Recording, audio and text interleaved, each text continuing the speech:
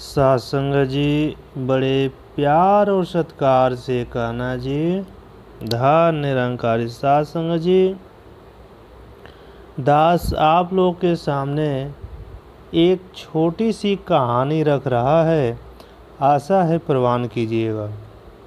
सत्संग जी आज का कहानी का टॉपिक है बचत के बीज। सत्संग जी बचत के बीज। सत्संग जी प्यार से कहना जी। धन निरंकारी सत्संग जी आज रविवार का दिन था। अनुश्री ब्रश करने के बाद किचन में अपनी मम्मी के पास गई और पूछने लगी, मम्मी आज नाश्ते में क्या है? तुम तो कुछ भी नहीं बना रही हो।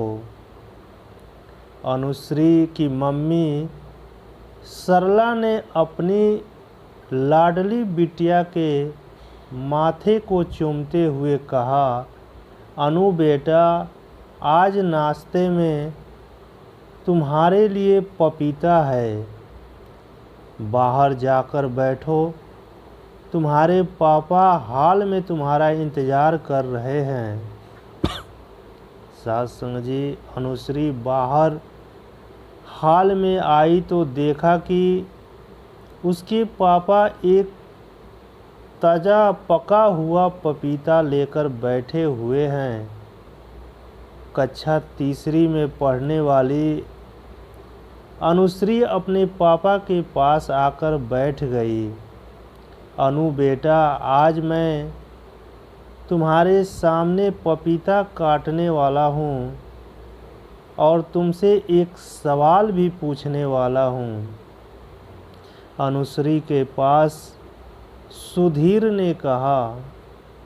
सत्संग जी अनुश्री के पापा सुधीर ने कहा, ओह नो पापा, अभी अभी तो परीक्षाएं समाप्त हुई है, थोड़ा आराम कर लेने दो न प्लीज़, अब कोई सवाल मत पूछो।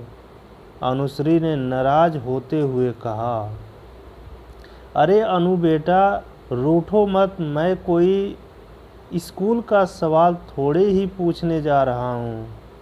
कहते हुए उन्होंने अपनी पत्नी सरला को आवाज़ लगाई। सरला किचन से 3 प्लेट लेकर तो आना। सरला प्लेट लेकर बाहर आ गई और अनुश्री के पास बैठ गई। अनुश्री के पापा चाकू से पपीते को बीज से काटते हुए 2 समान टुकड़े कर दिए। पपीते के दोनों भागों में ढेर सारे छोटे छोटे काले बीज देखकर अनुश्री ने आश्चर्यचकित होते हुए कहा, अरे बाप रे, एक पपीता में इतने सारे बीज। ओह अनु बेटा, यही सवाल तो मैं तुमसे पूछने वाला था, पर तुमने मेरा सवाल मुझसे छीन लिया। सुधीर ने मुस्कुराते हुए कहा, अब तो इन बीजों को फेंकना पड़ेगा ना। सुधीर ने पपीते के बीज निकालकर एक प्लेट में रखते हुए कहा, अनु बेटा एक ही फल में ढेर सारे बीज से प्रकृति हमें एक संदेश देना चाहती है, क्या तुम बता सकते हो? अनुश्री ने न कहते हुए सिर हिला दिया। अनु बेटा प्रकृति इन बीजों से बचत करने का संदेश देती है। एक पपीते में ढेर सारे बीज होने का मतलब है आप एक फल खाकर फिर इन बीजों को बोए ताकि पपीता के और पेड़ तैयार हो सके, या फिर इन्हें सुरक्षित रखें ताकि भविष्य में इसका उपयोग किया जा सके।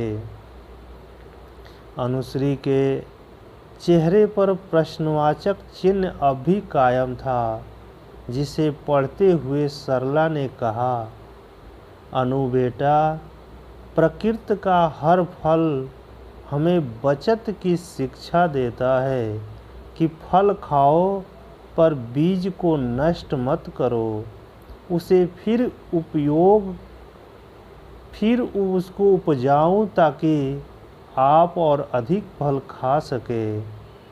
इसी तरह हमारे पास जो कुछ धन है उसे पूरी तरह खर्च न करके उसमें से कुछ धन बचाकर रखना चाहिए, ताकि उस धन से और धन कमाया जा सके। बीज के साथ ही फल खा लेने से आप उनकी फिर से उत्पत्ति की संभावना को समाप्त कर देते हैं। अनुश्री अपनी मम्मी की बात बहुत ही ध्यान से सुन रही थी। सरला ने भी महसूस किया कि जब बचत की बात उसे धीरे धीरे समझ में आ रही थी, मगर उसे और अधिक स्पष्ट करके समझाने की आवश्यकता महसूस हो रही थी। अनुश्री अब पपीता खाने में मशगूल हो गई। सभी ने बड़े चाव से पपीता खाया। सरला ने सभी प्लेटें समेटी और किचन में चली गई। अनुश्री ने हाथ धोने के बाद अपने पापा के पास बैठते हुए कहा, पापा, ठीक से समझाओ ना, फलों के बीज से हमें बचत की शिक्षा कैसे मिलती है।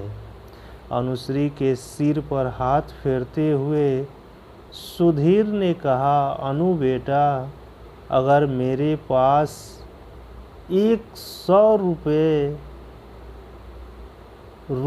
एक फल है तो मैं इस फल को पूरी तरह से खर्च नहीं करूँगा। 100 रुपये को बीज समझकर उन्हें बचा कर रखूँगा। मतलब जितने रुपए मेरे पास होंगे वे सारे खर्च न कर उसमें थोड़े थोड़े रुपए को बीज समझकर बचा कर रखूँगा। अपनी बचत के इस रुपए को बैंक में जमा करवा दूँगा। बैंक में जमा रुपए, इन रुपयों पर मुझे बैंक से ब्याज मिलता रहेगा। ये बीज धीरे धीरे फल का रूप ले लेंगे, मतलब इनमें वृद्धि होती रहेगी। इससे मेरा खर्च भी जारी रहेगा और मेरी बचत भी होती रहेगी। सुधीर ने अल्प विराम के बाद कहा, अनु बेटा, सरल शब्दों में यूँ कहा जा सकता है कि जो भी धन हमारे पास वर्तमान में मौजूद है उसे पूरा खर्च न करके उसमें से बीज के आकार रूपी राशि बचाकर रखनी चाहिए। बूंद बूंद के रूप में एकत्रित की जाने वाली यह छोटी सी राशि धीरे धीरे बढ़ जाती है, जिसका उपयोग विशेष परिस्थितियों में या संकट के समय किया जा सकता है। सासंग जी कुछ देर बाद सरला किचन से दोनों के लिए चाय और अनुश्री के लिए दूध लेकर बाहर आ गई। अनुश्री ने दूध पीने के बाद अपने पापा की ओर मुखातिब होते हुए कहा, पापा, अब मैं आप दोनों की बात बिल्कुल अच्छी तरह समझ गई हूँ। आप मुझे पिग्गी बैंक के लिए हर महीने जो रुपए देते हैं, अब उन्हें मैं फल समझूंगी और उस फल में से बीज रूपी कुछ राशि मैं एक दूसरी गुल्लक में बचत के रूप में जमा करके रखूंगी। आप कल मेरे लिए बाजार से एक नई गुल्लक लेकर आना। सुधीर ने खुशी से उछलते हुए कहा, अनु बेटा, तुम्हारे लिए नई गुल्लक कल नहीं, आज और अभी आएगी। कहाँ भी है कि काल करे सो आज कर। कहते हुए सुधीर ने अपने ऑफिस बैग से एक नई गुल्लक निकालकर अनुश्री की तरफ बढ़ा दी, जिसे अनुश्री ने थैंक यू पापा कहते हुए लपक कर ले लिया। नई गुल्लक लेकर अनुश्री तुरंत अपने कमरे में चली गई और कुछ के बाद दोनों गुल्लक के साथ बाहर आई। पहली गुल्लक पर फल गुल्लक तो दूसरी पर बीज गुल्लक बड़े बड़े अक्षरों में लिखा हुआ था। सरला ने अनुश्री को अपनी ओर खींच लिया और प्यार से उसका माथा चूमने लगी। तभी सुधीर ने अपने जेब से 10-10 रुपये के 10 नोट निकाले और अनुश्री की ओर बढ़ा दिया। अनुश्री ने 10 रुपये के 8 नोट फल गुल्लक में और 2 नोट बीज गुल्लक में डाल दिया। सत्संग जी, ये था एक कहानी जिसका शीर्षक था बचत का बीज, जो दास आप लोगों के सामने रखा था। सत्संग जी, बड़े प्यार और सत्कार से कहना जी, धन्य निरंकार।